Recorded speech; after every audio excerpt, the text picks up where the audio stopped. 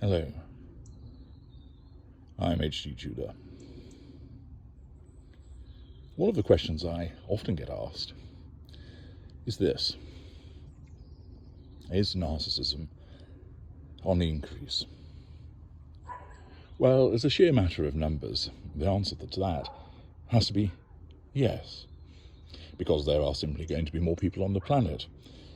The number of people living on this blue and green orb has gone to 8 billion just recently, and is expected to reach 10 billion before dropping somewhat.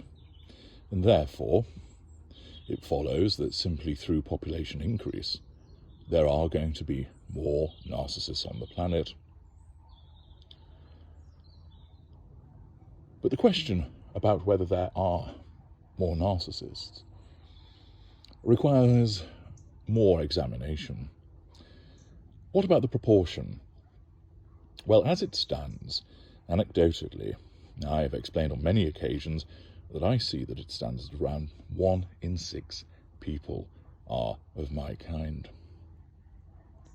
This is based upon my extensive interactions with my kind, those within my family,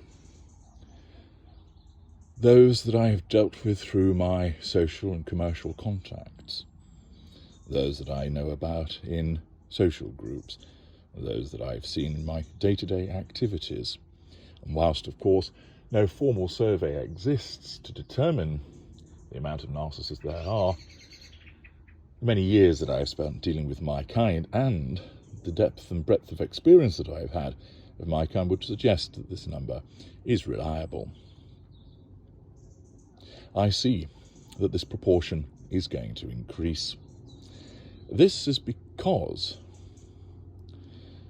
there is a general erosion or empathy fatigue that's occurring, but also the environments into which many people find themselves cater to our kind. Not only do we see a rise of narcissistic behaviours, and I don't just mean narcissist, but those narcissistic traits, anger, argumentativeness, vanity, pride, traits such as those, they have become more prevalent. Why is that? Well, in part, opportunism, selfishness are encouraged, although it might not quite be the 1980s greed is good advocated by Gordon Gekko and the self-interest of the Thatcherite years in the United Kingdom. The fact is that even those who espouse the be kind mantra are often those that are narcissistic themselves. They prescribe a way of living for other people that is a facade, but they don't actually live themselves. Harry's wife being a proponent of that, of course, and undoubtedly you will have seen festooned across social media those individuals who regularly preach about people behaving like the social justice warrior, going on about hashtag be kind and so forth, yet their own behaviours are anything but. Accordingly, this idea of somehow that there is a strata of people that actually care more is often misleading, because there is a self-interest at the heart of it all. It makes them look good. In effect, the greenwashing that we hear so much about. And all of this is a consequence of the facilitation that's provided through social media, which creates this backdrop which makes it easier for our kind to fit in, easier for our kind to find victims, and easier for our kind to function as a whole.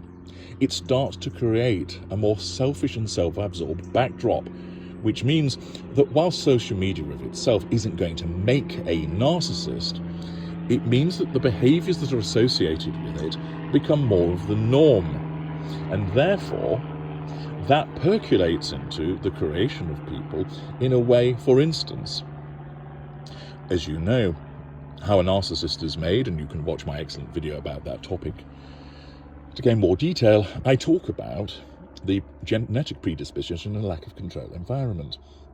A lack of control environment does not have to be abusive per se. It can be one where a child is neglected, which you might argue is a form of abuse. When I'm thinking of abuse, I'm thinking of direct physical, sexual, emotional abuse. But it's neglect. But it will also include that gilded environment, that golden cage the child exists in, being told that they're brilliant and wonderful at everything, but actually they're not. But it could also include an environment of being pushed towards presenting yourself. A parent that is fixated with the use of social media, albeit they may not be a narcissist themselves, they see that it's the norm to parade their children, to encourage their children to do dances that can be recorded on TikTok, that they encourage their children to create skits for themselves, to even try and monetize those things, rather than focusing on creating healthy environment, relationships, just playing with other children for the sake of playing. It becomes all about being seen through the screen. That the activities are such that they only matter if they're recorded and put on social media. And thus, in those very early formative years, the children that are pushed onto social media and use it all the more, those that sit there playing with the screen whilst they're not engaged with by that parent who similarly is engrossed in their tablet or their phone, means that there's a greater risk of a lack of control environment being created by those things. Those things did not exist a couple of decades ago. There was no social media.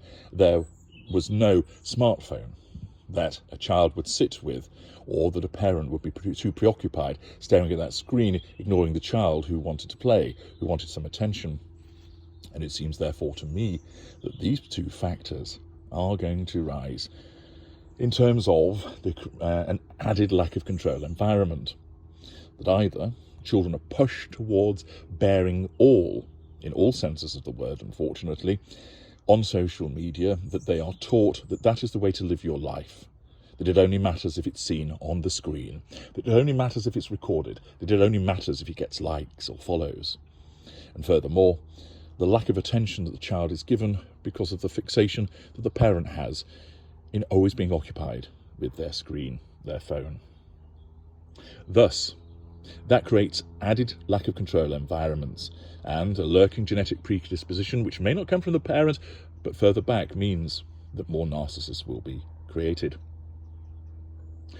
Social media does not make per se narcissists, but it does facilitate the likely creation of them, and also a backdrop that makes the behaviours bleed into the norm so that they become more acceptable. I often remark about the cult of the selfie. Once upon a time, you would invariably ask somebody to take a picture of you and maybe your loved one standing in front of a monument. But more or less, you would often take the photographs of everybody else and of those buildings and those views yourself. You didn't stand there in front of them yourself, every single photograph. But along came the smartphone, and everybody was wandering around with a camera and video camera in their pocket. And thus, every single picture had their grinning mug in it, before the Eiffel Tower, the Leaning Tower of Pisa, in front of a meal that they're having at the Niagara Falls, wherever it might be, they're always in the picture, pouting and preening.